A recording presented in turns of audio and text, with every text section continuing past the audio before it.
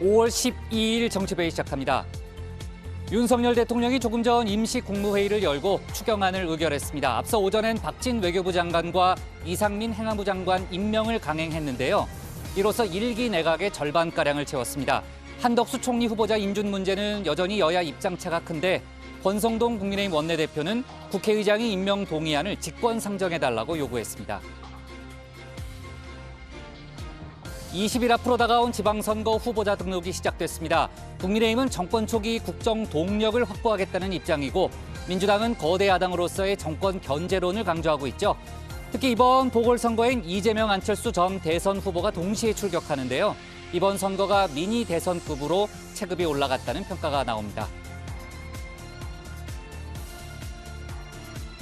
민주당이 삼선 중진인 박완주 의원을 성비위 의혹으로 제명했습니다. 지방선거 출정을 앞두고 대형 악재가 등장한 건데요. 그렇지 않아도 그동안 각종 성추행 의혹으로 논란이 컸던 만큼 당내 분위기는 어수선합니다. 박지원 비대위원장은 반복되는 사건에 진심으로 고통스럽다며 여성을 온전한 인격체로 대우하는 당을 만들어야만 국민 앞에 당당할 수 있다고 했습니다. 오늘 준비한 소식 많습니다. 들어가서 본격적으로 정치부회의 문을 열겠습니다.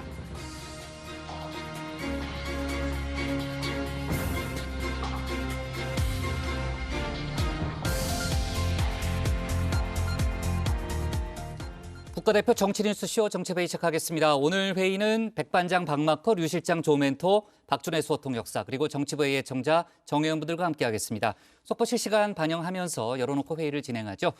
조금 전에 이제 국무회의가 끝났기 때문에 관련된 속보도 지금에서 들어오고 있습니다. 백반장은 이제 나가서 이제 준비되는 대로 발제 준비하면 되고요. 류 실장, 이제 지방선거가 시작됐습니다. 분위기가 이제 달아오르고 있고요. 사실 대선이 끝난 지 얼마 되진 않았는데 벌써부터 이제 두 전직 대선 후보들도 이제 동참을 하면서 미니 대선급이다라는 얘기가 좀 나오고 있고 오늘 이제 후보자 등록이 시작이 됐는데 서울, 경기 등 격전지의 후보들이 다 등록을 했죠. 네, 그렇습니다. 사선에 도전하는 오세훈 서울시장은 오늘 후보에 등록을 하면서 직무가 정지가 됐습니다. 경쟁자인 송영길 민주당 후보와는 벌써 신경전이 뜨거운데요. 서로를 향해서 실패한 시장이다, 도망간 시장이다 공세를 펴고 있습니다. 네. 자, 관련된 얘기는 저희가 톡 쏘는 정치 또 주민에서 차례로 짚어보도록 하고요. 귀향한 문재인 전 대통령이 오늘 첫 외출을 했더라고요. 네, 그렇습니다. 문 전 대통령은 오늘 부모님의 묘소를 찾은 데 이어서 사저 인근의 통도사를 찾아서 현문 주지 스님을 예방했습니다. 네. 자, 문재인 정부 마지막 총리였던 김부겸 총리도 오늘 퇴임식을 했는데요. 잠시 후에 제가 뉴스픽에서 관련 소식 짚어보겠습니다. 백다의 뉴스픽 5부터 오늘의 정치부회의 출발하겠습니다.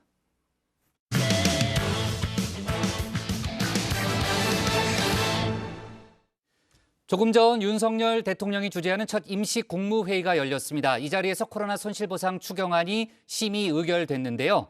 반쪽 내각으로 출범한 윤석열 정부인 만큼 국무위원 정족수를 채우는 해프닝도 있었습니다. 윤 대통령이 외교부 박진 장관 또 행안부 이상민 장관 임명도 강행했죠. 관련 소식을 백다혜 반장이 정리했습니다. 가정회의 시작을 알리는 코너 뉴스픽 5 백반장과 함께 시작해 보겠습니다. 네, 오늘 준비한 소식 보겠습니다. 반쪽 내각, 정계 은퇴 공식화, 북한도 뚫렸다, 의원직 상실, 그리고 장지 못 구한 전두환입니다. 네, 오늘 윤석열 대통령이 박진 외교부 장관 그리고 이상민 행정안전부 장관을 임명했습니다. 윤 대통령은 용산 집무실 출근길에서 청문 보고서가 채택되지 않은 이들 중 일부를 임명할 계획을 밝히기도 했습니다. 대통령이 혹시 오늘 청문 보고서가 채택 안 된 장관도 임명하실 계획이 있으십니까?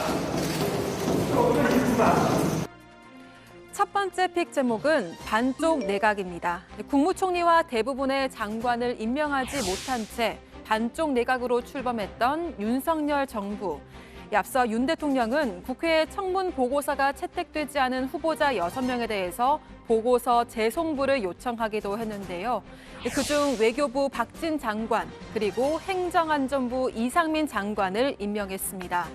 오는 21일에 있을 한미 정상회담과 6일 지방선거를 앞두고 외교부와 행안부 장관의 임명은 불가피하다고 판단한 건데요. 민주당은 중소벤처기업부 이양 장관 후보자와 산업통상자원부 이창양 장관 후보자에 대한 청문 보고서를 채택하기로 동의했습니다. 우리 더불어민주당 산중위 위원들이 이창양 산자부 장관 후보자와 이용 중기부 장관 후보자에 대한 청문 보고서에 대한 채택 의견을 주기로 했습니다. 윤석열 정부에서 본격 시작되는 추경에서 당장 소외되는 사람이 없도록 관련 정책을 꼼꼼히 챙겨야 될 시점입니다. 여야를 막론하고 함께 협력해야 될 시점이라고 판단했습니다. 네, 이렇게 연이은 장관 임명, 오늘 윤석열 정부에서 처음으로 열리는 국무회의 때문이었습니다. 오늘 아침까지만 하더라도 국무회의 개최 여부는 불투명했는데요. 규정에 따르면 국무회의는 장관 18명과 국무총리, 대통령까지 모두 20명의 구성원 중 과반수가 출석해야 개의할 수 있습니다. 하지만 10일에 임명된 7명의 장관, 그리고 윤 대통령까지 모두 8명, 정족수의 과반인 11명을 채우지 못했던 겁니다. 추가 경정 예산 편성을 위한 국무회의는 예정됐던 3시보다 조금 늦은 시간에 개최됐는데요. 정족수인 11명을 채우기 위해 당초 예상됐던 이창양 장관 후보자가 아닌 문재인 정부의 장관이자 비정치인인 산업통상자원부 문승욱 장관, 그리고 보건복지부의 권덕철 장관이 자리했습니다. 이창양 장관 후보자에 대한 청문 보고서가 채택됐지만 대통령실 송달 절차가 필요해서 국무회의 전까지 추가 임명을 하지 못했기 때문인데요. 국무회의에선 코로나19 영업 제한으로 피해를 본 소상공인과 자영업자를 대상으로 1인당 최소 1,000만 원을 지급하는 안의 규모가 결정됐습니다. 내일 국회에 제출될 예정인데요. 오늘 16일에는 추경안 처리를 요청하는 윤 대통령의 시정연설 또한 예정돼 있습니다. 하지만 거대 야당인 민주당이 송곳 검증을 예고하면서 여야의 대립이 예상되고 있습니다. 지난해 본예산 대비 61조 원의 초과 세수가 발생해서 기재부의 세수 추계에 심각한 결함을 드러낸 바 있습니다. 이 사안으로 지난 4월부터 감사원 감사가 진행 중인데도 또다시 이 정도라면 당연히 진상을 철저하게 규명해야 할 사안입니다.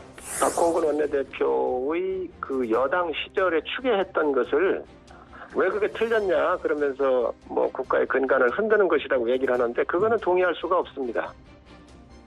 국무회의에 앞서 대통령실은 국무총리와 다수 장관이 임명되지 않은 상황에서 긴급하게 여는 임시 국무회의임을 강조했습니다. 그러면서 민주당의 협조로 윤석열 정부 내각이 완비되면 첫 정식 국무회의는 약속한 대로 정부 세종청사에서 열 계획이라고 말했습니다. 네, 민주당의 협조. 현재 한덕수 총리 후보자와 청문 보고서가 채택되지 못한 장관 후보자들의 인준에 이 야당인 민주당의 협조가 필요하다는 의미로 보이는데요. 앞서 윤석열 대통령의 1호 결재는 이 국회에 보내는 한덕수 총리 후보자의 임명 동의안이었습니다. 민주당은 야당에 대한 선전포고라며 강하게 성토했는데요. 국민에게 처음 선보이는 서명 안건이 상대당이 반대하고 있는 국무총리 임명 동의안 요구로 내놓은 것은 마치 선전포고 같습니다. 반면 국민의힘은 민주당이 발목 잡기를 하고 있다며 비판의 목소리를 높이고 있습니다. 여전히 국무총리 임명 동의안에 대해서 발목을 잡고 있습니다. 하지만 민주당은 국민의 절대 다수가 반대하던 검수완박 악법을 강행 처리했습니다. 그때는 민심을 거들떠 보지도 않더니 이제는 민심을 핑계대고 있습니다. 자기 기만입니다. 네, 그러면서 박병석 국회의장에게 국회 본회의를 당장이라도 소집해달라면서 여야 합의가 안 된다면 한덕수 후보자의 임명 동의안을 직권 상정해달라고 요청했습니다. 박병석 국회의장님의 결단을 촉구합니다. 민주당에도 거듭 호소합니다. 국무총리 인준 표결로 협치 의지를 보여주시기 바랍니다. 더 이상의 국정 발목 잡기는 민주당에게 덕이 될 뿐입니다. 네, 하지만 민주당은 부적격 인사를 방지하기 위한 한덕수 방지법 그리고 한동훈 방지법을 추진하겠다고 나섰는데요. 오늘 국무회의를 앞두고 윤 대통령의 임명 강행에 대해서 강하게 비판하기도 했습니다. 윤석열 대통령이 나서 굳히기 내각을 강행하려고 합니다. 추경 국무회의를 볼모로 국회를 겁박하는 것이나 다름없습니다. 문제가 심각한 후보자를 외교 안보와 경제 상황 등 당장 불가피한 사유로 임명을 강행하더라도 국민과 국회에 진정성 있는 사과와 양해부터 우선 구해야 하는 것입니다. 민주당은 한덕수 총리의 인준 문제를 놓고 청문회를 통해 드러난 결과와 국민 여론을 반영해서 의원총회에서 결정하게 될 것이라고 밝혔습니다. 또 저희가 과반을 훨씬 넘는 거대 야당이기 때문에 오롯이 민주당의 의지로서 통과시키냐 마느냐가 결정이 되죠. 그렇죠. 그러니까 이제 6일 지방선거를 앞두고 이게 발목 잡기로 보이느냐 마느냐 이런 미묘한 문제가 있습니다. 그래서 오늘 오후에 의총을 열어가지고 의원님들 뜻을 취합해서 예. 결정을 할 건데요. 근데 제가 또 염려하는 것은 항상 매파가 비둘기를 이긴다. 네, 두 번째 픽은 정계 은퇴 공식화입니다. 윤석열 정부의 총리가 아직도 공석인 가운데 문재인 정부의 마지막 총리 김부겸 국무총리가 오늘 공직에서 물러났습니다. 정계 은퇴의 뜻도 밝혔는데요. 저는 오늘 국무총리직을 퇴임하면서 지난 30년 넘게 해왔던 정치인과 공직자로서의 예정도 마무리하고자 합니다. 한 세대가 넘는 오랜 시간 동안 부족한 저를 국민의 공복으로 써주시고 우리 공동체를 위해 일할 수 있는 기회를 주신 국민 여러분들께 고개 숙여 감사드립니다. 김 전 총리는 4선 의원으로 국무총리 직전에 초대 행정안전부 장관을 역임했습니다. 보수와 진보를 가리지 않고 진영을 넘나들면서 지역주의 타파를 외쳐온 인물인데요.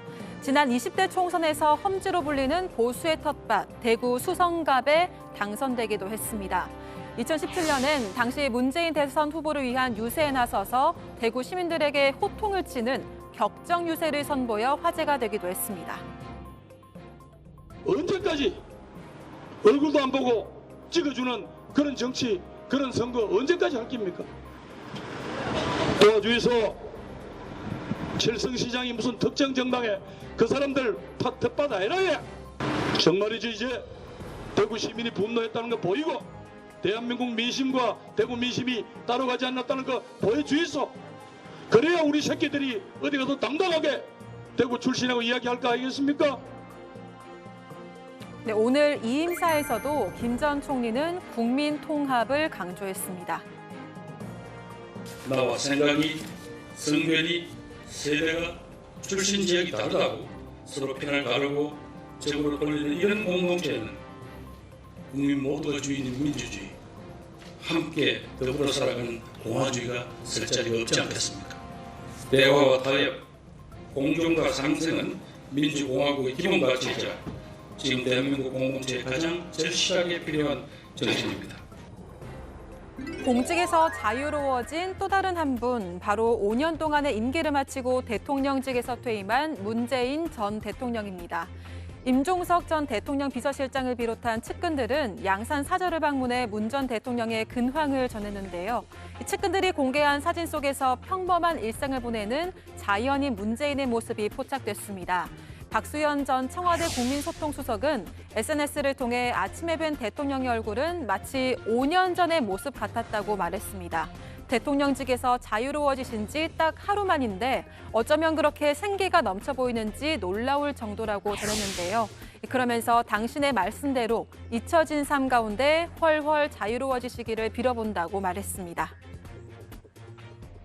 여러분 덕분에 저는 마지막까지 행복한 대통령이 될 수 있었습니다. 제가 퇴임하고 또 시골로 돌아가는 것 섭섭해하지 마십시오. 저는 해방되었습니다. 뉴스 안 먹는 것만 해도 어딥니까? 네, 계속해서 세 번째 픽 보겠습니다. 네, 북한도 뚫렸다입니다. 네, 코로나19 청정국을 주장해오던 북한에서 첫 확진자가 발생했습니다. 그동안 코로나19 감염자가 단 한 명도 없었다고 주장해온 북한이 확진 사실을 인정한 건 이번이 처음인데요. 조선중앙통신은 오늘 2년 3개월에 걸쳐 굳건히 지켜온 비상방역전선에 파공이 생기는 국가 최중대 비상사건이 발생했다며 정치국 회의를 소집했다고 발표했습니다. 다만 바이러스 유입이 추정되는 경로나 확진자 수에 대해서는 언급하지 않았습니다. 김정은 위원장은 전국의 모든 시군에서 지역을 철저하게 봉쇄하고 악성 바이러스의 전파 공간을 빈틈없이 완벽하게 차단하라고 지시했는데요. 돌발 사태를 반드시 이겨내고 승리할 거라고도 덧붙였습니다. 우리 정부도 북한의 어려운 상황에 대해 도울 의향이 있다고 밝혔습니다. 이미 이에 관련돼서는 우리 통일부에 관련 예산까지 편성되어 있는 걸로 알고 있습니다. 그래서 그 협력 방안을 적극적으로 검토를 하겠습니다. 네 번째 픽은 의원직 상실입니다. 공직선거법 위반 혐의로 재판에 넘겨진 무소속 이상직 의원이 유죄를 확정받으면서 국회의원직을 상실했습니다. 이 전 의원은 21대 총선을 앞두고 민주당 전주을 이덕춘 변호사와 경선을 벌이는 과정에서 권리당원들에게 일반 시민인 것처럼 거짓으로 여론조사에 투표해달라는 취지의 문자를 발송한 혐의를 받고 있습니다. 또 중소벤처기업진흥공단 이사장 재임 시절에는 2,600만 원 상당의 명절 선물과 책을 선거 구민들에게 제공한 혐의도 받습니다. 재판부는 원심 판결에 따라 이 전 의원에 대해 징역 1년 4개월, 집행유예 2년을 선고했는데요. 따라서 이 전 의원은 벌금 100만 원 이상의 당선 무효형이 확정되면서 의원직을 상실하게 됐습니다.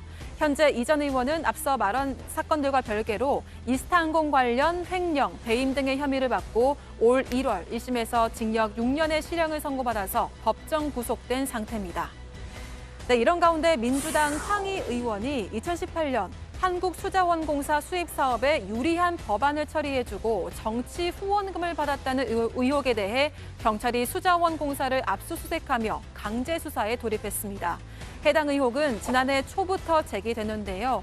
1년여가 지난 지금에서야 수사가 본격화됐습니다. 경찰은 수자원공사를 압수수색한 건 맞지만 구체적인 사안은 알려주기 어렵다고 밝혔습니다. 네, 마지막 픽 보겠습니다. 네, 장지 못 구한 전두환인데요. 지난해 11월 혈액암으로 사망한 고 전두환 씨의 유해가 6개월째 연희동 자택에 안치돼 있다고 전해졌습니다. 아직 장지를 못 구했기 때문인데요. 전 씨의 최측근인 민정기 전 청와대 공보비서관은 장지를 구하지 못했다면서도 아직 다른 장지나 납골당 등은 검토하지 않는 것으로 알고 있다고 전했습니다. 그러면서 장지가 정해지지 않은 게 유언과 관련된 건 아니라고 선을 그었는데요. 실제로 전 씨는 생전에 죽으면 화장해서 뿌리라고 말한 것으로 전해졌습니다. 또 전 씨는 회고록에서 통일 전에 내 생이 끝난다면 북녘 땅이 내려다 보이는 전방의 어느 고지에 백골로 남아서 통일의 그날을 맞이하고 싶다고 밝힌 바 있습니다. 앞서 전 씨는 내란죄 등의 이유로 실형을 받았기 때문에 현충원 등 국립묘지 안장 대상에 속하지 않습니다. 네, 목요일 뉴스픽은 여기까지입니다. 들어가서 원픽 꼽아보겠습니다. 뉴스픽 5였습니다. 네, 자 조금 전에 윤석열 대통령이 이제 임시 국무회의를 주재를 했습니다. 문재인 정부 장관 2명이 참석하는 그런 상황이었고요. 추경안이 의결이 됐죠. 조금 전에 이제 관련된 속보도 이제 백 반장이 이제 부분적으로 반영을 했는데. 일단 총 금액은 59조 원입니다. 59조 원의 사상 최대 규모라고 하고요. 여기서 이제 소상공인, 코로나 피해를 받은 소상공인에게 실제 지급되는 돈은 600만 원에서 1000만 원 사이라는 이제 그런 설명이 있고 또 지금 국채를 발행하지는 않고 초과 세수를 활용해서 추경안을 편성했다는 게 추경호 이제 부총리의 설명입니다.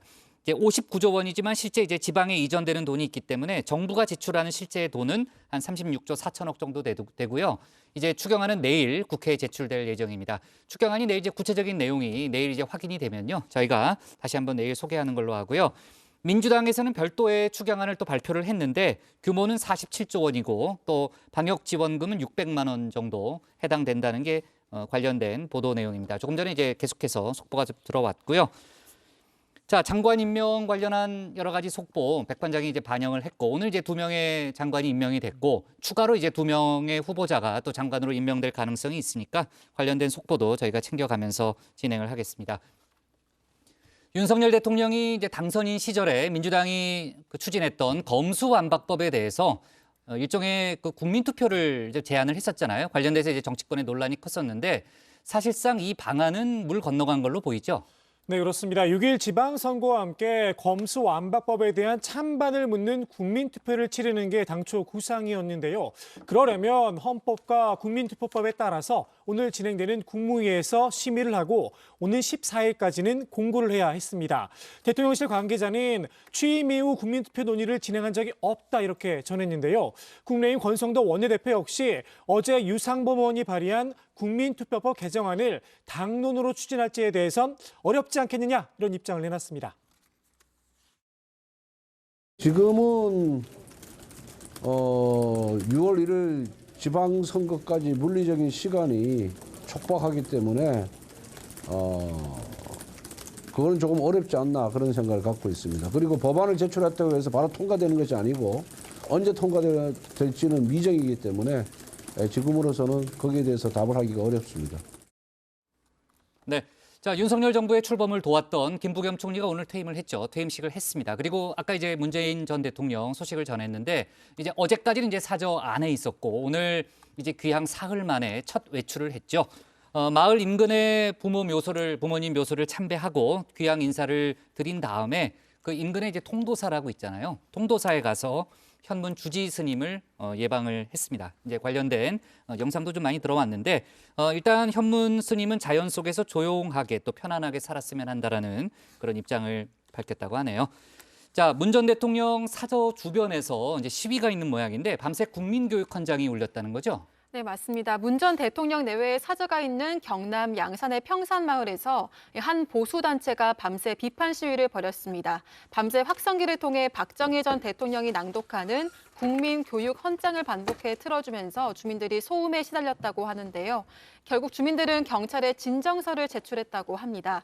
경찰은 해당 단체가 야간 소음 제한 기준인 55데시벨 이하로 방송을 틀어놨다고 파악했습니다. 경찰 관계자는 법적으로 문제가 되지 않을 것으로 보이지만 주민들의 불편을 해소할 수 있는 방안으로 검토 조치할 예정이라고 밝혔습니다. 좋습니다. 백반장이 고른 오늘의 원픽은 뭡니까? 네, 오늘의 원픽은 윤 대통령 첫 국무회의 박진 이상민 장관 임명 강행입니다.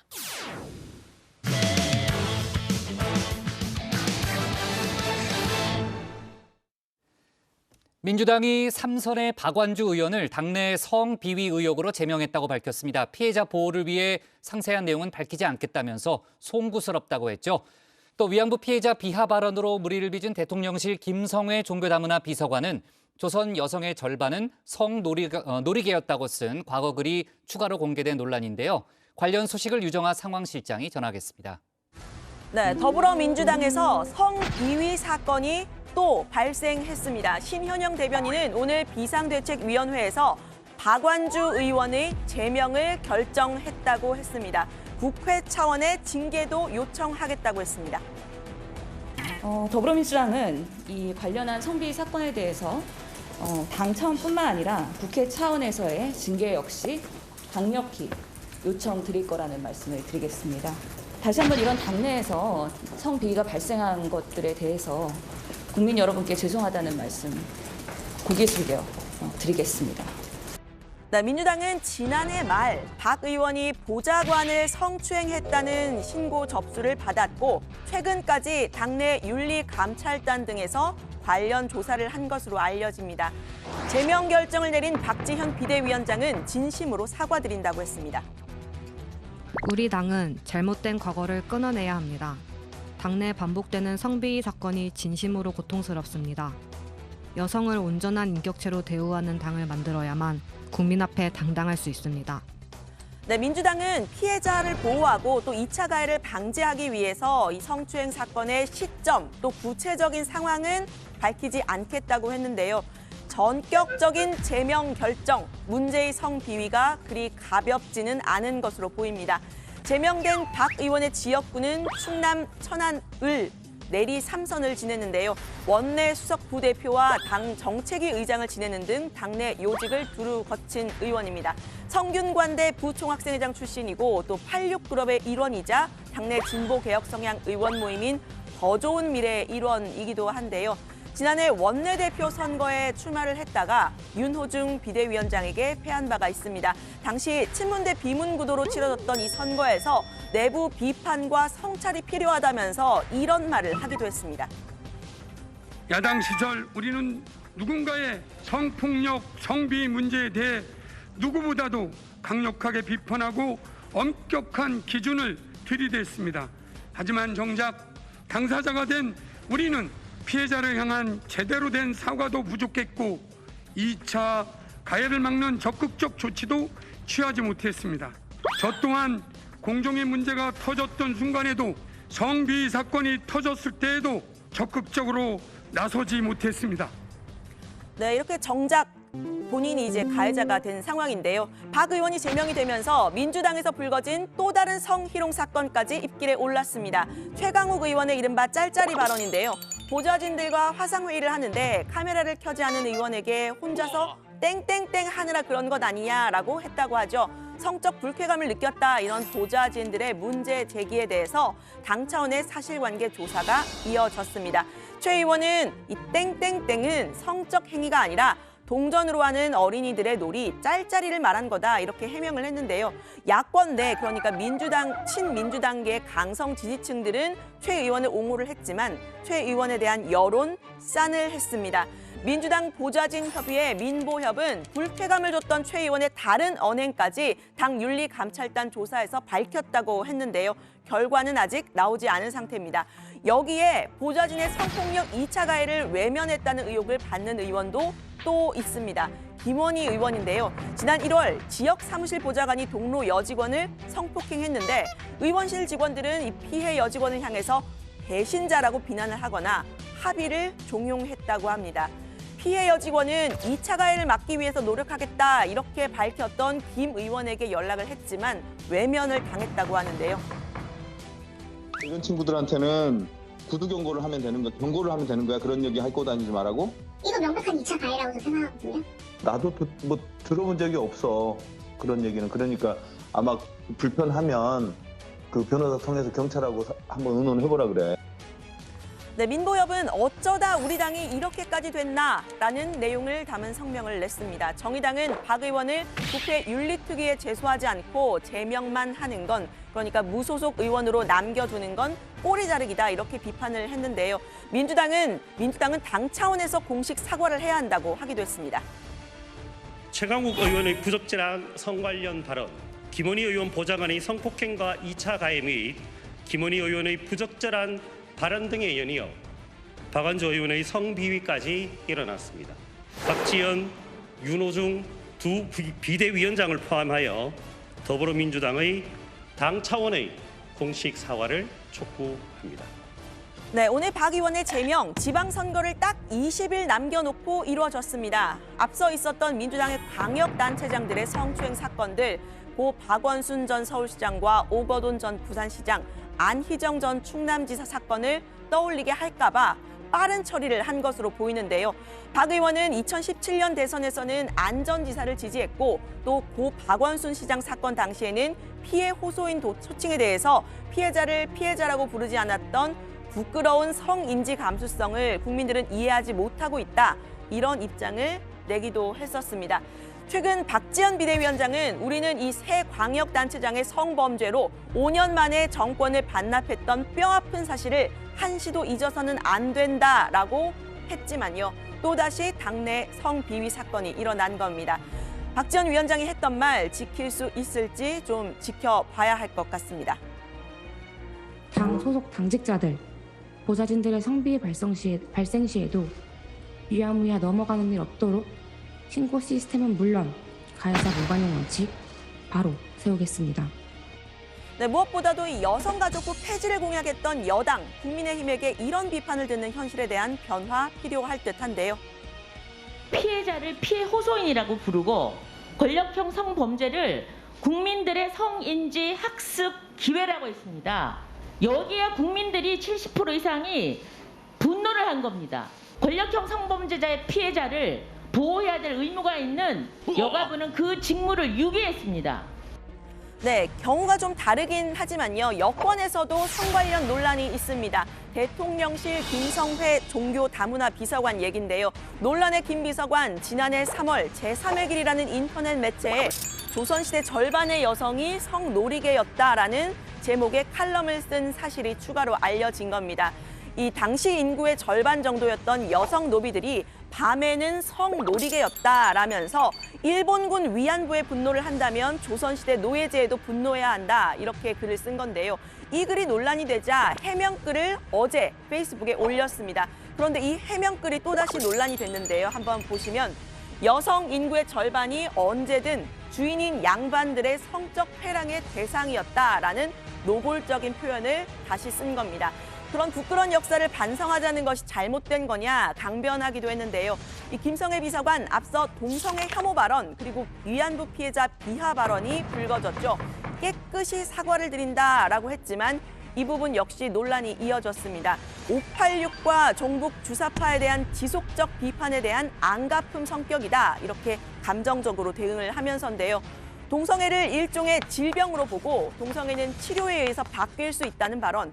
그리고 또 위안부 피해자에 대한 배상을 밀린 화대라고 표현한 부분은 인권과 다양성에 대한 감수성이 중요한 포인트인 이 대통령실 종교 다문화 비서관에 어울리느냐 이런 지적도 이어지고 있습니다. 특히 이 화대라는 표현이요. 위안부 피해자를 성매매 여성에 비유하는 표현입니다.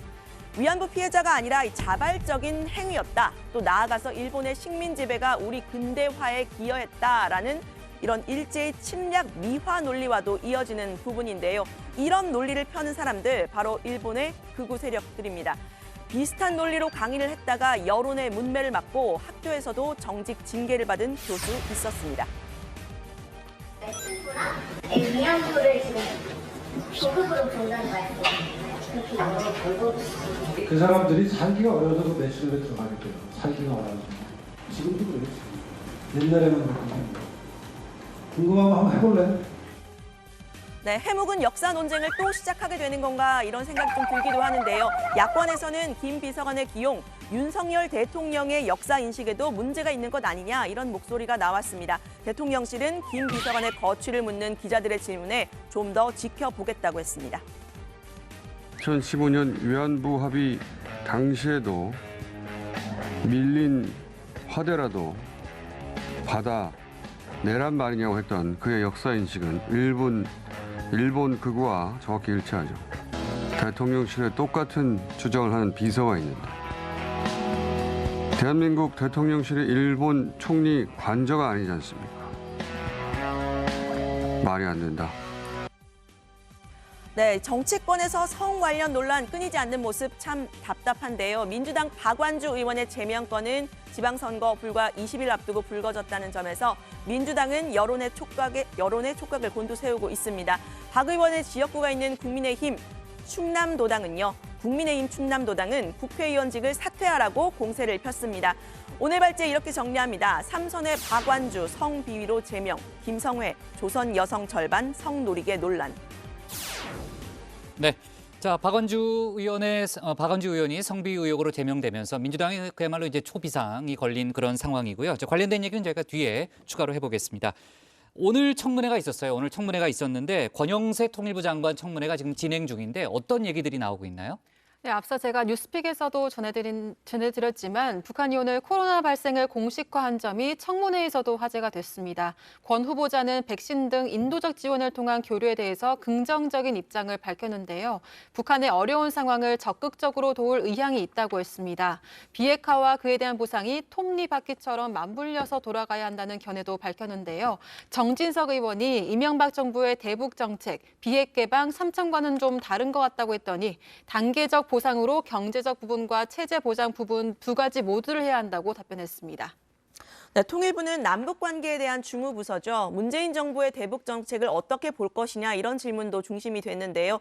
권영세 후보자는 대북 정책에 대해서는 정부 교체와 상관없이 이어달리기가 필요하다고 했습니다. 문재인 정부가 북한에 저자세를 보였다 이렇게 지적한 국민의힘 김석기 의원의 질의를 받고선데요. Anything but 문재인, 그러니까 문재인만 아니면 된다라는 방식으로 접근하는 건 적절치 않다고 했습니다. 대북 특사 파견도 긍정 검토하겠다고 했는데요. 직접 들어보시죠. 장관이 되시면 우리 새 정부의 어떤 대북 정책 입장을 설명하는 대통령 특사 자격으로 김정은 위원장 면담을 위한 평양 방문 의사를 북한에 이렇게 타진할 의사가 있습니까? 그 남북관계 상황이라든지 이런 걸 좀 보고 또 우리 외교안보 팀들하고 좀 협의를 해서 긍정적으로 검토를 하도록 하겠습니다. 네. 자, 민주당 박완주 의원 제명권 지금 후폭풍이 상당히 큰 상황이고 추가로 또 비위 의혹이 폭로될 수도 있다. 그런 얘기까지 돌고 있어서 아주 분위기가 좀 흉흉한 상황인데 민주당에서는 지방선거에 혹시 영향을 미칠까 봐 노심초사하는 분위기죠? 네, 그렇습니다. 이 민주당은 피해자 보호를 최우선으로 놓고 노력하겠다는 입장을 밝혔는데요. 동시에 지방선거에 미칠 영향에도 촉각을 곤두세우고 있습니다. 민주당 출신의 광역단체장 고 박원순 전 시장과 안희정 전 지사, 오고돈 전 부산시장이 모두 성추문으로 임기를 채우지 못했었죠. 박지원 비대위원장은 이 사건들을 5년 만에 정권 교체를 하게 한 원인으로 지목을 했었는데요. 삼선 중진의 성비위 사건이 또다시 터진 겁니다. 지난해 말 사건이 신고가 됐고 최근까지 당내 조사를 했다고 하는데 오늘 아침 보안을 지킨 상황에서 빠르게 제명 처리를 단행한 겁니다. 네, 대통령실 김성애 비서관 논란도 계속되고 있는데 아까 이제 강인선 대변인이 조금 더 지켜보겠다고 했잖아요. 기본적으로 좀 그 사태의 심각성을 좀 느끼고는 있는 것 같습니다. 이제 아직 속보가 나오진 않고 있지만요. 민주당에서는 공세를 펴고 있죠. 네, 그렇습니다. 민주당 고민정 의원은 김 비서관의 동성애 혐오와 일본군 위안부 피해자 비하 논란 등을 두고 말한 당사자의 정신 상태를 의심할 수밖에 없는 발언이다 이렇게 비판을 했습니다. 그러면서 윤석열 대통령도 겨냥했는데요. 유유상종, 비슷한 사람끼리 모인다고 했다. 김성애 임명은 윤석열 대통령이 지향하는 역사관과 성인식이 어떤지를 극명히 보여주는 인사다 이렇게 주장을 했습니다. 네. 앞서 저희가 이제 뉴스픽에서도 얘기했습니다만 한덕수 총리 후보자 인준을 둘러싼 지금 여야의 입장차가 워낙 크기 때문에 조금 더 이제 그 협상이 잘 진전이 안 되고 있는 그런 상황이고 그 여러 인사를 놓고서도 민주당의 공격이 이어지고 있습니다. 특히 이제 대통령실의 검찰 출신 비서관들이 많은 점에 대해서도 비판의 목소리를 냈죠. 네, 그렇습니다. 고민정 의원도 이제 한마디 했는데요. 윤 대통령은 검찰 출신 칠상시 인사로 인해 장막을 만드는 작업을 또다시 탱크처럼 밀어붙이고 있다. 이렇게 말을 했습니다. 부속실장의 강의구 전 검찰총장 비서관, 또 검찰 내 윤 핵관으로 통하는 주진우 전 부장검사를 법률 비서관에 기용한 점을 문제 삼은 건데요. 특히 간첩 조작 사건 수사에 관여했던 이시원 공직기강 비서관에 대한 비판도 이어지고 있습니다. 박근혜 정부 공직기강 비서관 출신의 조홍천 의원의 말 직접 들어보시죠. 감찰만 남았다고 하더라도 남을 감찰하기 위해서는 자기가 더 흠결이 없어야죠. 그러니까요. 그렇지 않겠습니까? 예. 자기가 이렇게 언론에서 자꾸 지목을 하는데 그 영이 서겠습니까? 그러니까 뭐 묻은 개가 뭐 묻은 개 그런 얘기가 나올 수밖에 없지 않을까 싶습니다. 자, 오늘 발제 이렇게 정리하겠습니다. 삼선 박완주 성비위 제명, 김성애 조선 여성 절반 성노리개 논란으로 제목을 잡겠습니다. 다음은 조익신 멘토의 톡 쏘는 정치로 갑니다.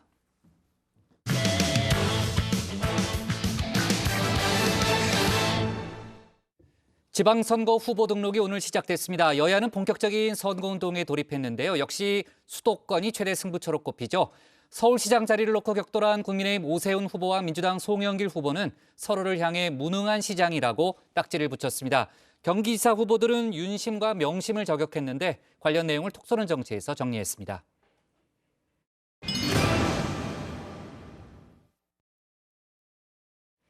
(6일) 지방선거가 20일 앞으로 다가왔습니다. 오늘부터 후보 등록이 시작됐는데요. 본격적인 선거 전에 막이 오른 겁니다. 이번 지선 유권자 한 사람당 7표를 행사하게 되죠. 국회의원 보궐선거가 함께 치러지는 지역은 8번에 걸쳐 기표를 해야 합니다. 투표용지가 많다 보니 이런 고민을 하시는 분도 계실 텐데요. 자, 답안지 걷어. 소중한 내 한 표, 골라 뽑는 재미도 느껴보시면 어떨까 싶습니다. 여야는 이번 지선에서 광역단체장 과반 확보를 목표치로 삼았는데요. 지방 권력의 절반 이상은 우리 당이 차지해야 견제와 균형으로서 정말 깨끗한 지방 행정시대가 열린다는 점을 호소하도록 하겠습니다. 과반이면 완승이다 이렇게 보는 거고요. 최소 경기도를 승리해서 8개 정도를 앞서게 되면 이긴 거라고 볼 수 있지 않느냐라고. 지난 10일 윤석열 정부가 공식 출범을 했죠. 국정 안정론이냐 아니면 현재론이냐 지방선거의 최대 화두로 떠오른 가운데 미래 권력들도 조기에 등판을 했습니다. 이재명, 안철수 두 사람이 각각 인천 계양을과 성남 분당갑에 출사표를 던지며 미니 대선급이란 평가가 나옵니다. 다만 험지 출마와는 조금 거리가 있죠. 본인들의 선거 결과보다는 인천과 경기 선거 결과에 따라서 정치적 평가가 엇갈릴 걸로 보입니다. 5월에 있을 주요 정치 일정도 변수로 꼽힙니다. 18일은 5.18 광주 민주화운동 42주년입니다. 그리고 20일부터 조 바이든 미국 대통령의 방한이 이렇게 예정돼 있습니다.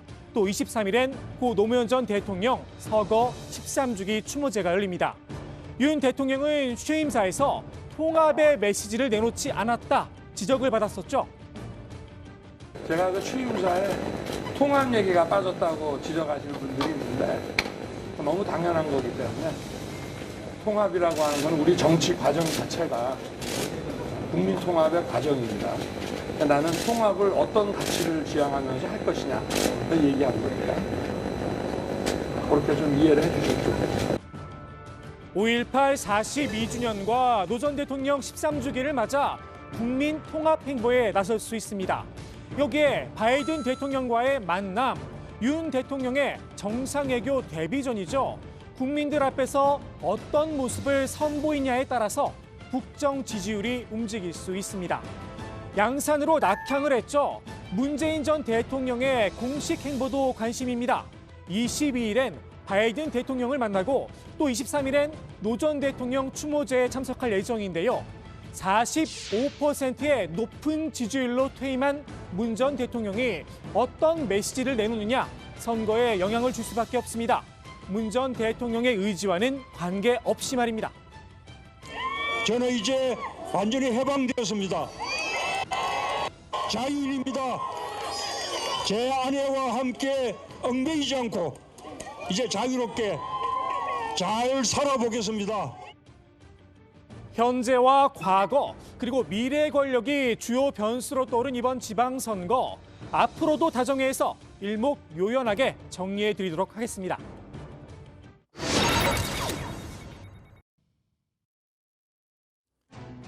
지방선거에서 여야가 결코 양보할 수 없는 것이죠. 이른바 노른자 수도 서울입니다. 지방선거 때마다 여야의 자존심을 건 한판 승부가 펼쳐졌는데요. 현재 서울시장 판세 국내임 오세훈 후보가 민주당 송영길 후보를 오차범위 밖에서 조금 여유 있게 앞서고 있죠. 다만 오 후보가 마냥 안심하고 있을 상황은 아닙니다. 국정 안정이냐 현재냐 서울 시민들의 생각은 딱 반반이었습니다. 송 후보가 이런 민심을 미처 끌어안지 못하고 있지만 말입니다. 그래서일까요? 송 후보 연일 오 후보의 날을 세우며 존재감 과시에 들어갔는데요. 오 후보의 서울시장 1년 겉멋만 들었다 한마디로 평가절하했습니다. 그림만 그리고 있다, 겉멋만 내고 있다 이렇게 평가를 하는 것 같습니다. 왜냐하면 물론 기간이 짧았죠, 1년. 네. 그렇지만 이미 3선 시장 아닙니까? 오 후보 이번이 네 번째 서울시장 도전이죠. 아무리 공백이 있었다고 하더라도 유능한 서울시장의 모습은 아니었다는 겁니다. 반면 오 후보는 그 공백이 잃어버린 10년이었다 되치기를 했는데요. 지난 10년간 좌표를 잃고 방황해온 서울의 새로운 미래 이정표를 만드는 데 주력했습니다. 향후 10년 서울시정의 마스터 플랜인 서울비전 2030을 수립해서 끊어진 계층이동 사다리를 복원하고 추락한 도시경쟁력을 끌어올려 서울을 글로벌 탑5 도시로 도약시키기 위한 밑그림을 그렸습니다. 서울엔 진정한 일꾼이 필요하다며 정치시장에게 서울을 맡겨선 안 된다 공세도 취했습니다. 서울 시민들께서는 서울시정을 대통령 견제나 개인의 정치적 이득을 위한 도피처로 생각하는 후보가 아니라 오로지 서울의 미래를 준비한 후보, 서울과 시민을 위해 전력 투구할 후보를 선택해 주실 것이라고 굳게 믿습니다. 서울시가 불필요한 갈등과 반목으로 시정 역량을 낭비하는 일이 없도록 도와주십시오. 불필요한 갈등과 반목이라 송 후보의 이 발언을 염두에 둔 듯 싶은데요.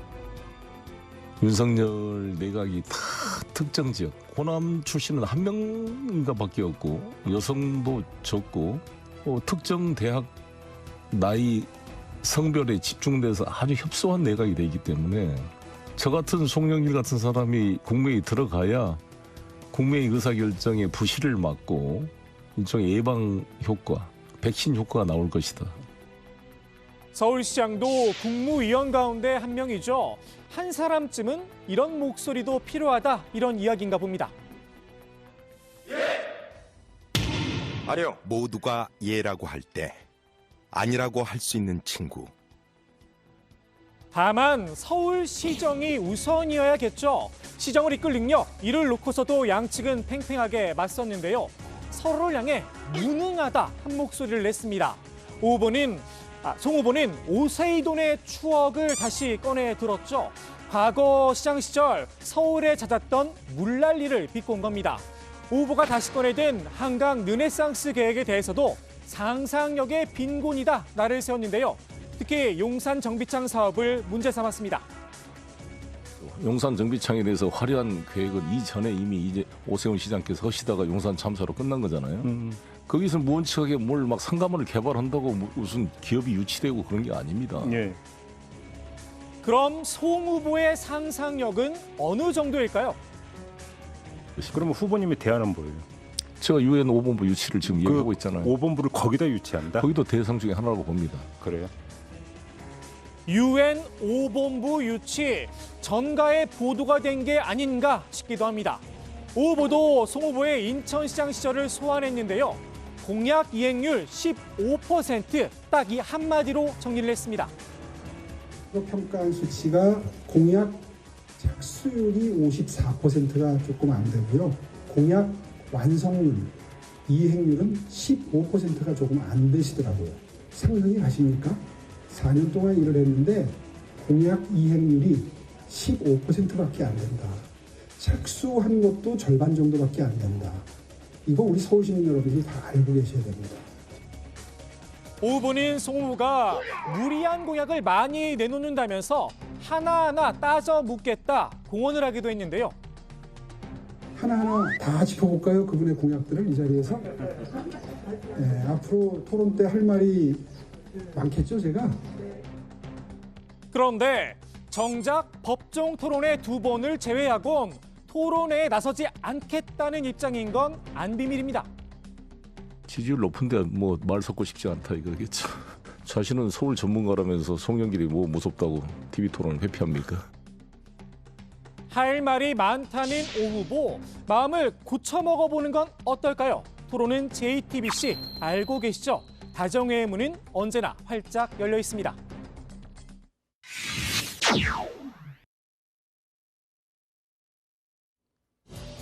서울에 밀린 흰자란 평가를 받는 경기도, 이번 지선에서만큼은 분명한 노른자입니다.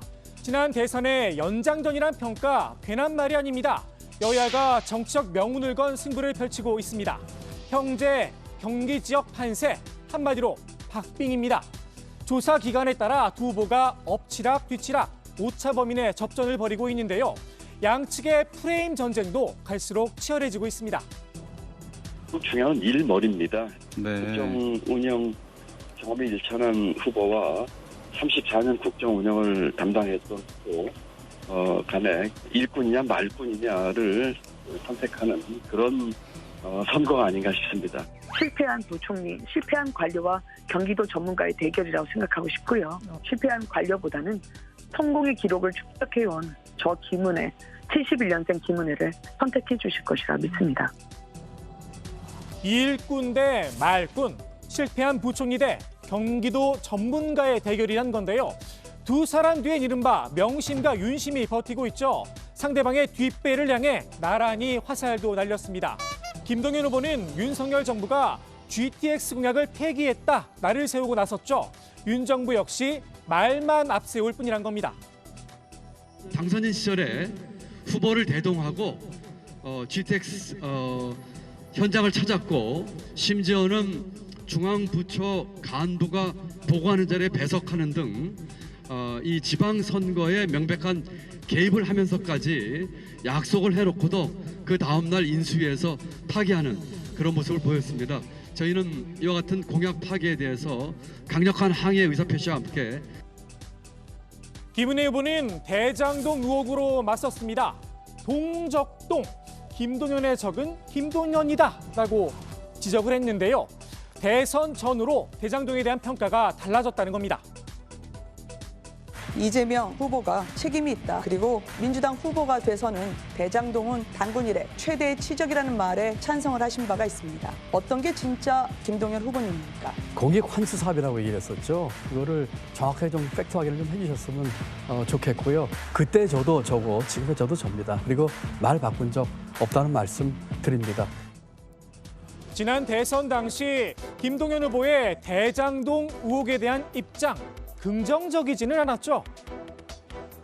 얼마나 맷집이 강한지 대장동 사건에도 저게 끄떡없는 맷집을 보여주고 계십니다. 그렇지만 이 이슈는 우리 사회의 가장 큰 문제점을 보여주는 아주 적나라한 사건이죠. 유인심과 명심 두 후보에게 과연 득이 될까요? 아니면 실이 될까요? 오늘의 톡선 한마디 이렇게 정리합니다. 저는 저고 저는 김동연 따름입니다. 김은혜는 김은혜입니다. 네. 자, 지방선거 20일 대전이 시작이 됐습니다. 앞으로 이제 뉴스가 쏟아져 나올 거고 벌써부터 이제 첫날부터 후보들 간의 신경전이 아주 뜨겁습니다. 아까 좀 저희 지켜봤지만요. 오세훈 시장도 직무가 이제 정지가 됐죠. 후보 등록과 함께요. 아까 이제 조멘토가 다정회에서 일목요연하게 전하겠다는 아주 야심찬 포부를 밝혀서 저를 아주 흐뭇하게 만들었어요. 주로 유 실장을 시킬 생각입니다, 제가. 시키긴 못 시켜요. 네. 직접 하신다는 거 아니에요? 아니 뭐 어쨌든 시키는 건 제가 할 테니까요. 그 운영진들이 열심히 하겠다는 그런 의지의 표현으로 제가 받아들이고 못하면 대신 조금 압박을 가하겠습니다. 백반장도 좀 현장을 누비면서 좀 활약을 해줘요. 네. 네. 뭐 이렇게 눈을 동그랗게 떠요. 네.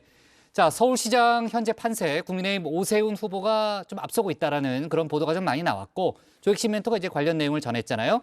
오 후보는 뭐 반대로 박빙 선거가 될 거다 이렇게 예측을 했죠. 네, 그렇습니다. 이제 오세훈 후보는 지난 대선에서 지금 민주당 지지층은 결집을 하는 반면 국민의힘 지지층은 아무래도 긴장감이 완화될 수 있다고 내다봤는데요. 대선에 비해 상대적으로 낮은 지방선거 투표율도 변수라고 봤습니다. 때문에 5%포인트 안쪽에서 승부가 날 거다 예상을 했는데요. 서울은 항상 박빙 선거였다면서 쉽게 갈 선거는 아니라고 말했습니다. 네. 자, 조금 전에 얘기했지만 이제 오세훈 후보는 오늘부터 3주간 서울시장 직무가 이제 정지된 상황인데 오 후보는 이제 본인 선거뿐 아니고 서울시 의회 선거도 중요하다고 강조를 하고 있죠. 네, 서울시 의회 의석이 모두 110석인데요. 그중에 국민의힘 의원이 몇 명인지 아시나요, 국장? 5명, 6명 아니에요? 대여섯 명으로 알고 있는데. 네, 맞아요? 맞습니다. 네, 맞아요? 6명인데요. 그래요? 네. 6명 너무 적은 숫자잖아요. 네. 오 후보는 갈등이 많았잖아요, 그동안. 네, 그렇습니다. 그런 갈등도 많았고 식물시장이자 마찬가지였다. 오늘은 이런 말을 했는데요. 특히 예산철에는 속수무책이었다. 이렇게 마음대로 그러니까 뜻한 대로 하지 못했다 이런 이야기를 했습니다. 더도 말고 덜도 말고 51대 49만 만들어줬으면 좋겠다 이런 바람을 밝혔는데요. 일할 수 있도록 도와달라 캠페인도 고민 중이라고 합니다. 네. 자, 민주당 송영길 후보는 선거 판세가 어렵지만 조금 하나씩 좀 스텝을 밟아가면은 해볼 만하다 이런 입장인 거죠. 네, 송영길 후보는 선거운동 시작 전에 10%포인트 내로 격차를 줄이면 해볼만 하다는 입장입니다. 그 정도만 된다면 선거운동 기간에 충분히 반전시킬 수 있다는 건데요. 송 후보는 지금 밑바닥에서 마그마가 끓고 있다는 표현도 썼습니다. 새롭게 출발한 윤석열 정부의 행태가 나타나면 마그마가 6월 1일에 폭발할 거라고 강조했습니다. 네.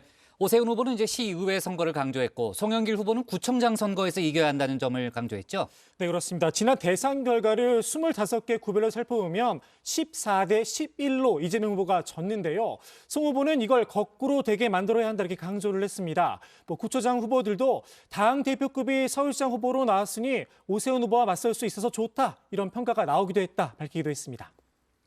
네. 자, 경기지사 선거는 이제 민주당 김동연 후보 또 국민의힘 김은혜 후보가 박빙의 승부를 벌이고 있습니다. 일단 그 여론조사마다 그런 결과가 나오고 있는데 무소속 강용석 후보와의 단일화 여부가 중요한 변수로 떠올랐다고요? 네, 그렇습니다. 이 무소속 강용석 후보가 이 최근 여론조사에서 이 3%대 지지율을 보이고 있는데요. 지금 나가고 있는데 오차 범위 내에서 접전을 벌이고 있는 이 국민의힘 김은혜 후보 입장에선 눈길이 가는 수치일 수밖에 없습니다. 김 후보는 일단 단일화 가능성에 대해서 말 아꼈는데 한번 들어보시죠. 경기도민분들께서 맞다고 생각하시는 그 시선을 따라갈 겁니다. 저는요. 누가 경기도를 위해서 더 나은 대안을 얘기하고 잘 살 수 있게 해주는 후보냐. 그런 면에서 제가 최선을 다하겠다. 류 실장, 그 단일화에 대한 강용석 후보의 입장은 뭐예요? 네, 일단 3가지 조건을 제시를 했습니다. 뭐냐면 단일화를 위한 양자 TV 토론 3회 실시, 그리고 소속 정당을 표기하지 않은 상태에서 여론조사 실시, 또 단일화 승자의 선거운동 적극적으로 참여하기, 이렇게 3가지를 내걸었는데요. 강용석 대 김은혜 인물 대결로 승부를 가리자, 이렇게 제안한 겁니다. 네. 자, 앞으로 이제 여론조사 추이를 봐가면서 또 김은혜 후보 측에서 판단을 하겠네요. 네, 일단 3가지 조건까지 발표가 됐군요. 네, 좋습니다. 오늘의 톡쏘는 정치 이렇게 정리하겠습니다. 6일 지방선거 후보 등록 시작, 현재와 과거, 미래 권력 변수로 제목을 잡겠습니다. 다음은 박준우 마커의 주민입니다.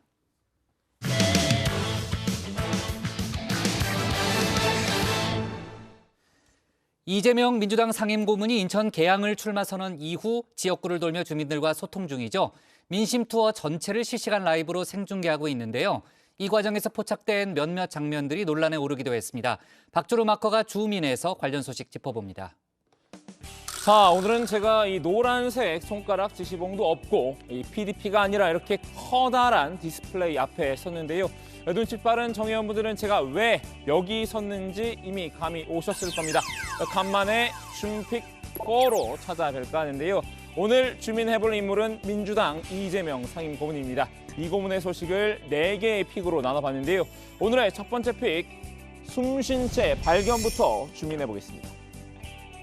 우리 어머니가 15표를 가진 80세 어머니. 15표가 저는 전국에 분산돼 있겠거니 했더니 아니, 여가 다 있어. 여가 있다는 거 아닙니까? 여가. 제가 갑자기 자세가 낮아졌습니다. 인천 계양을 보궐선거에 출마하는 이재명 고문, 대선 때 못지않게 열정적인 선거 운동을 벌이고 있는데요. 한동안 쉬었던 유튜브 활동도 재개를 했죠. 지역구를 돌아다니면서 시민들과 소통하는 모습을 담은 영상을 올렸는데요. 저 구월동 살아요. 아, 구월동. 아, 네. 구월동은 계양이 아닌 것 같은데? 남동구요. 남동구. 라이브 TV보다는 달려요. 계양의 친구들 잠시만요. 계양구 주민들만을 엄선해 버리는 활발한 스킨십. 여기까지는 큰 문제가 없어 보이는데요. 논란이 된 건 영상의 제목이었습니다. 자, 속보. 인천 계양구 부일공원에서 이재명 숨진 채 발견인데요. 사건 기사에 주로 등장한 이 숨진 채 발견이란 제목을 활용한 일종의 말장난입니다. 이 고문 측에선 예능이라 생각한 이 제목, 국민의힘은 다큐로 받아들였습니다. 이런 제목 장난은 대장동 사건에 연루돼 극단적 선택을 한 이들과 유족에 대한 2차 가해라는 겁니다. 대장동 사건과 연관된 분들이 안타까운 선택을 하신 경우가 있었습니다. 그런데 이재명 후보는 인터넷 밈을 따라한답시고 숨쉰 채 발견 같은 이야기를 하는데 이건 이재명 후보는 해서는 안 되는 이야기입니다. 자제합시다.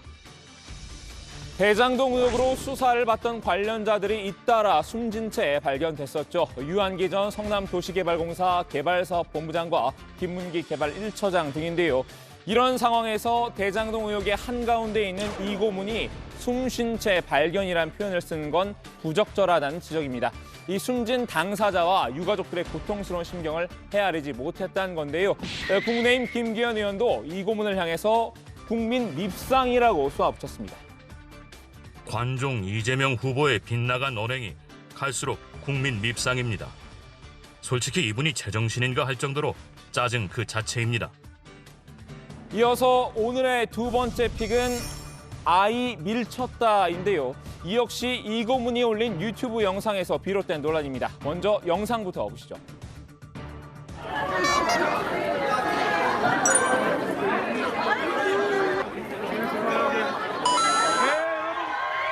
여러분 모여주시면 안 되고. 인천 동양동 인근 상가를 돌면서 시민들과 인사를 나누는 모습입니다. 이 영상 가운데 이 고문이 단상 위에 올라간 과정에서 이 앞에 있던 여자아이를 오른쪽 손으로 이렇게 밀어내는 장면이 포착이 됐죠. 이를 두고 온라인에서 이 고문이 여자아이를 밀쳤다라는 비판 여론이 번졌는데요. 아이를 너무 세게 밀었다, 무례하다 등의 내용이었습니다. 민주당은 강하게 반박했는데요. 박찬대 의원은 아이 보호 차원에서 한 행동이었다고 이 고문을 옹호했습니다. 단상 위에 사람들이 많이 몰려 있어서 이 아이가 다치지 않게 옆으로 이동시켰다는 설명입니다. 그러면서 이 작정하고 밀친 것처럼 매도하는 건 조작이라고 목소리를 높였는데요. 지난 대선 로봇 개 학대 사건이 생각난다고도 했습니다.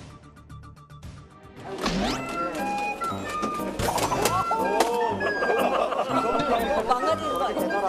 스스로 일어나야 되는데 일어날 겁니다.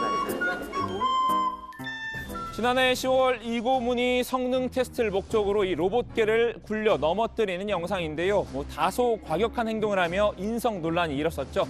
그러자 이 고문은 이 넘어진 로봇의 복원 능력 테스트인데 이 넘어뜨렸다고 비난한다면서 반발했었습니다. 복원 장면은 빼고 이 넘어뜨리는 장면만 보여주면서 과격 운운한 건 가짜 뉴스라는 주장이었는데요. 이번 여자아이 밀치기 논란도 로봇 개 사건과 똑같다라는 논리입니다. 반면 국민의힘은 아이를 보호하려 했다는 해명이 궁색하다는 반응입니다.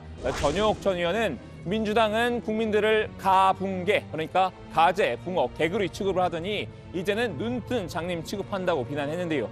김기현 의원도 경황이 없어서 그랬다고 사과하면 될 것을 아이의 안전 운운하며 변명으로 일관한 모습이 참 치졸하다고 비꼬았습니다. 자, 이어서 세 번째 픽의 제목, 개양이 호구냐입니다. 한 시민이 이 고문을 향해서 던진 말인데요. 연마! 개양이 호구냐?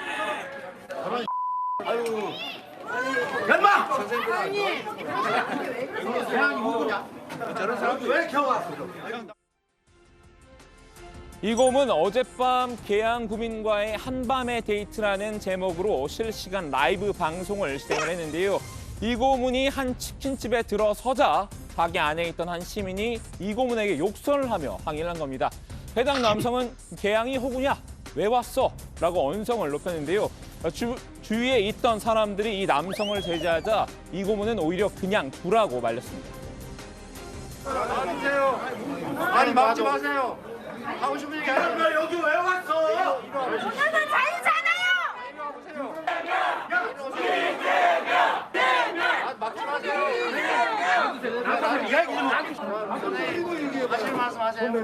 아니. 자신을 반대하는 시민의 목소리에도 귀를 기울이겠다는 태도인데요. 사실 이 고문 경청에 있어서만큼은 둘째가라고 하면 서러울 정도입니다.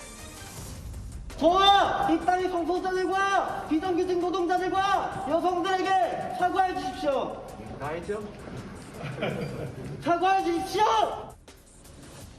이 고문은 이번에도 시민의 말을 끝까지 들었는데요. 결국 요지는 이 고문이 인천 계양을 말고 경기 성남 분당 갑으로 가야 한다였습니다. 아니, 계양이 호구냐고.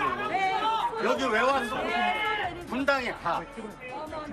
분당에 가서 싸워. 여기 쪽팔려. 여기 오늘 자체가. 여기 20년 살았어. 이유가 뭡니까? 왜 여기 와 있어? 왜 당신이 여기 와 있어? 뭐야? 왜 그러세요? 우리 얘기 안 돼. 이 고문이 연고가 전혀 없는 인천 계양을에 출마한 건 명분이 없다는 말인데요. 국민의힘도 같은 비판을 해왔었죠. 이 고문이 과거 인천을 비하했다는 문제 제기도 했었는데요. 지난 2016년 이 고문이 트위터에 남긴 댓글을 보면요. 성남에서 인천으로 이사를 했다는 지지자에게 아니 어찌 살려고 성남에서 인천으로 이사를 빨리 돌아오세요. 이라는 답글을 달았었죠. 며칠 전 국민의힘 이준석 대표는 해당 트윗을 자신의 SNS에 공유했는데요. 이 고문의 인천 출마 명분이 더더욱 없음을 꼬집은 셈입니다. 하지만 이 고문은 오늘 인천을 비하한 건 오히려 국민의힘이었다고 받아쳤습니다. 2016년이 되니까 유정복 시장의 시정평가가 엉망이었습니다. 대체 뭘 했냐. 인천 시민들의 불만이 너무 많아서 아니 왜 유정복 시장이 있는 인천으로 가냐. 그냥 성남에 놀러 앉아라. 이렇게 얘기한 것이었거든요. 이게 어떻게 인천 폄하가 될 수 있습니까? 이부망선 얘기로 인천 시민을 정말로 폄훼한 그 사람들이 바로 국민의힘 아닙니까? 자, 다음으로 오늘의 마지막 픽은요. 빈 물총입니다. 국민의힘 이고문의 재보선 출마는 자신의 검찰 수사에 대비한 방탄용이라고 연일 비판을 쏟아내고 있죠. 이재명 전 경기지사의 인천 계양을 출마 선언은 한마디로 검찰 수사로부터의 도망입니다. 국회의원이라는 방탄조끼가 절실히 필요했기 때문입니다. 이 전 지사는 모든 의혹 앞에 자신이 있다면 지체 없이 불체포 특권 포기 선언을 해야 합니다. 이에 대한 이고문의 대답이 바로 빈 물총이었습니다. 제가 인생을 살면서 부당한 일을 한 일이 없기 때문에 검찰, 경찰 수사 아무리 압박해도 전혀 걱정되지 않습니다. 자꾸 방탄하는데 여러분들은 물도 안 든 물총 두렵습니까? 걱정하지 않으셔도 됩니다. 그러니까 이 검찰이 아무리 수사한다고 해도 한 점의 의혹도 밝혀내지 못할 것이란 자신감인데요. 민주당 지도부도 이 고문을 함께 감싸고 나섰습니다. 이런저런 비난이 있을 것을 예상했지만 이렇게 무슨 방탄용 아니냐는 이런 비난까지 받을 줄은 몰랐습니다. 오히려 이재명을 어떻게든 죽여보려고 하다가 그게 좀 어렵게 될 것 같으니까 심통 부리고 있는 것 아닌가. 윤호중 비대위원장 방탄용이란 비난은 예상 못했다고 했지만요. 사실 당내에서 비슷한 우려는 제기됐던 바 있습니다. 수사로부터 문재인 대통령 이재명 지사를 지키기 위한 검수안박법이라는 프레임하고 같이 가는 거죠. 그래서 대장동 문제나 법카 문제나 등등등을 이 보궐선거 출마로 하여튼 자기 보호를 하기 위해서 가는 것이 아니냐라는 프레임으로 기름을 붓게 된다는 거죠. 자, 이렇게 이 고문을 둘러싼 4가지 소식 알아봤는데요. 여러분은 어떤 소식을 오늘의 원픽으로 꼽으셨네요. 준픽4에서는 보 국장이 직접 주민 한마디를 정리하는 게 정석이지요. 다른 소식들은 들어가서 얘기 나눠보겠습니다. 지금까지 박준우의 준픽4였습니다.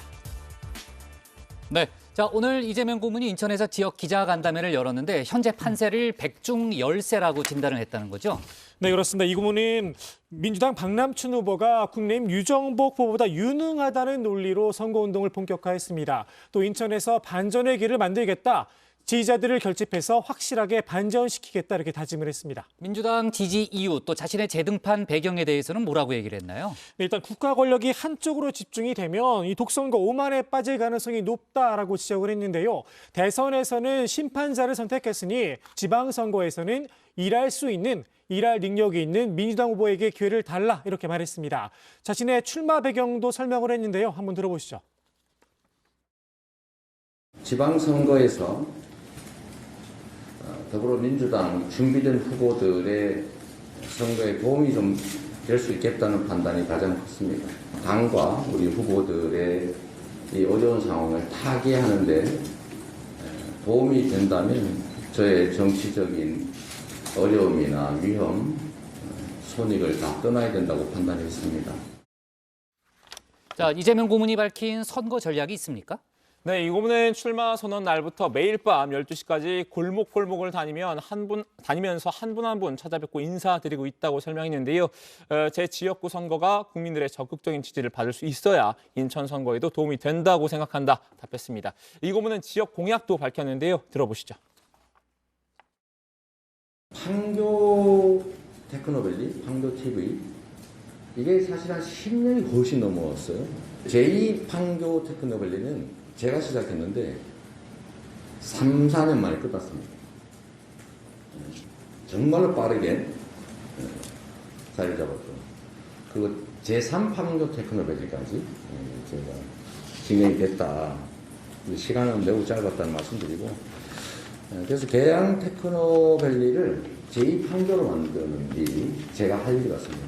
계양이 원래 인천의 중심이었죠. 신도시 중심이었는데 시간이 많이 지나면서 여기는 이제 멈추고 이제 서쪽 지역들이 이제 먼저 치고 나가면서 약간 불균형 상태가 도래하고 있는 것 같습니다. 그래서 이 부분을 보완해서 인천의 새로운 자부심으로 정치 경제의 중심지로 개항을 만드는 것이 제가 할 일이다. 그렇게 할 자신이 있다. 이렇게 말씀드립니다. 이 고문은 인천시장 선거 판세와 관련해서는 백중 열세라고 봤습니다. 이번 선거는 대통령 취임하고 20여일 만에 치르는 허니문 선거라면서 인천은 박빙의 열세라고 보는데 부족한 부분을 제가 채울 수 있었으면 좋겠다고 답했습니다. 네. 자, 오늘 국민의힘 안철수 전 인수위원장도 경기 성남 분당갑의 후보로 등록을 했죠. 네, 오늘 등록을 했습니다. 안철수 후보는 오늘 경기도 성남시 분당구 선거관리위원회에 후보자 등록을 마쳤는데요. 이번 지방선거는 새 정부의 성공을 위해서 정말 중요한 선거라면서 제 몸을 던져서라도 이곳을 포함한 경기도 선거에서 제대로 이길 수 있도록 작은 힘을 보태고자 한다고 다짐을 밝혔습니다. 이재명 상임고문에 대한 언급도 있었나요? 네, 어떻게 알고 또 국장이 또 물어보시는지. 자꾸 그렇게 물어요. 네, 이재명 고문의 인천 개항을 출마와 관련해서 비판의 목소리를 냈습니다. 직접 들어보시죠. 정치인에 있어서 연구가 굉장히 중요합니다. 정치인은 연구가 있는 곳에 출마하는 것이 그것이 도리입니다.